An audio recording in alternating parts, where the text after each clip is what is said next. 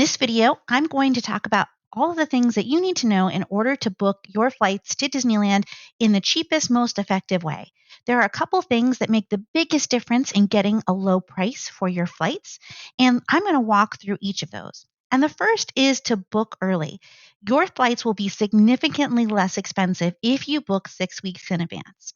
Now, you might not have everything all together. That's okay. If you are not positive, I would recommend spending a little bit extra and book those refundable tickets. This way, you're locked into that lower price if prices go up.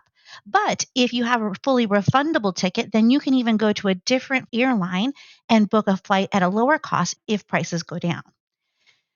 Checking multiple dates and airport combinations are the next tool that I use to make sure that I get the best possible price. So, what I do is I check two different locations. I check Google Flights, and then I also check Southwest Airlines. And I get an idea of different flight dates and flight airport combinations.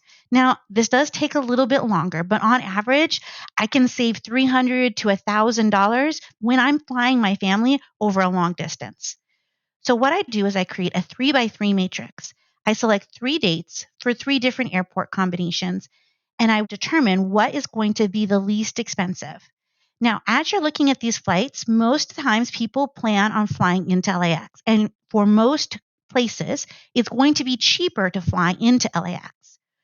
If the price is very similar to SNA, which is the John Wayne Airport, or LGB, which is Long Beach Airport, you might want to take a second look. And the reason is that there's a couple of disadvantages to flying into LAX.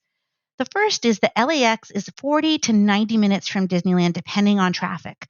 Traffic in Los Angeles can be very intense. And so something that is even just a small distance away in miles can be a very long distance away in time.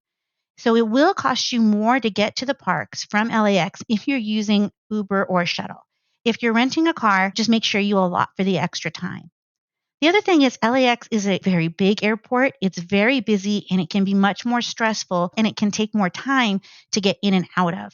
The traffic around LAX is pretty significant, and you would have to leave Disneyland Resort earlier to make sure that you got to the airport with enough time to make your flight. That said, sometimes, especially if you're flying from a small airport, it does make sense to fly into LAX. SNA and LGB are the other two closest airports. So SNA is in Santa Ana and LGB is in Long Beach. I really love flying into both of these. And if I play around, I can usually get it to be where it's almost the same price, sometimes even less than LAX if I play with some different dates.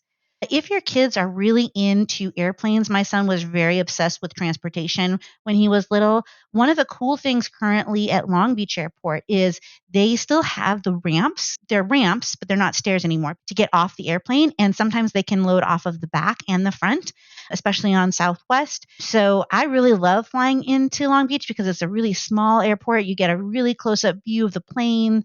There's not a lot of places to eat, but it is a really great airport. SNA is a little bit bigger. And then if none of those work, there's also one other airport, ONT, Ontario Airport. It's a little bit closer to LAX, but not as Santa Ana and Long Beach. But Ontario Airport is also a nice smaller size. And then on top of that, it's not as far from LAX. The other thing that I have found is sometimes changing my departure airport. It might be worth driving to an airport that's maybe an hour or two away to get a big enough difference in price. Some cities have multiple airports. So maybe you always fly out of Midway in Chicago, checking out, or if sometimes the flights can be significantly different. And a lot of that depends on what airline that you're flying and where they're based out of and where their hubs are. So as I said before, booking changeable tickets and having the flexibility if something changes is really important, especially when you have little kids that could get sick. If you're bringing grandma and grandpa that might get sick, having that flexibility is worth the extra price in most cases. The biggest benefit, again, is to be able to check and see if flights go down, periodically checking to see if there's a discounted flight as you get closer. This is something that I do not only with flights, but with hotels to try to see if I can save a little money here and there on our trips. As you're comparing airlines, there can be a temptation to go with like Spirit or Allegiant. There's nothing wrong with flying those airlines. They can be a great low cost way to travel, but you want to make sure that you want to consider the cost of luggage when comparing airlines. So Southwest includes that luggage. How many pieces of luggage do you think you'll need getting there and getting back? And making sure you're including that in the cost so you're not surprised later on. A lot of times when people are booking flights, they want to plan to land in California and go do another activity. If that is your goal, you want to make sure that you allot a lot of time for things to go wrong with your flight. Flights get delayed all the time. So in your plans, I usually would recommend planning an hour to get luggage, planning for about 2 to 3 hours for potential delays, and then another hour to get to your hotel and check in. If you're flying from LAX, I would allot for 2 to 3 hours. It won't take all of that time, but just give yourself that room so you're not stressed out at the airport. Your kids pick up on that, your husband picks up on that, your wife picks up on that. So making sure that you have that extra room or have something, an activity that's flexible that you don't have to start at a specific time will reduce a lot of stress. You can have a reservation at Disney and cancel up to 2 hours earlier. So just keep that in mind as you're planning the day that you come into the parks and the day that you're planning on leaving.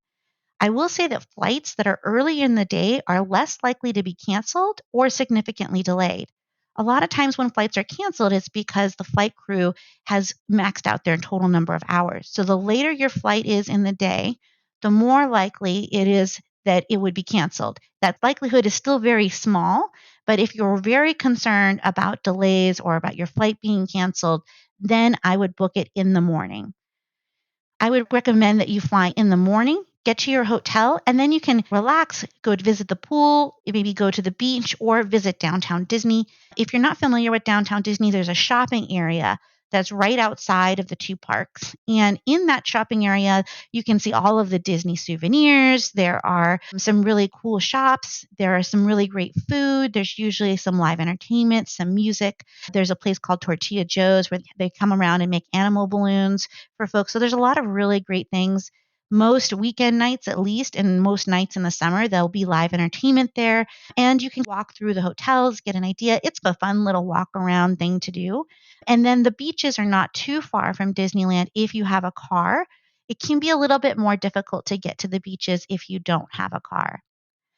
So, those are the big tips when it comes to booking your flights to Disneyland.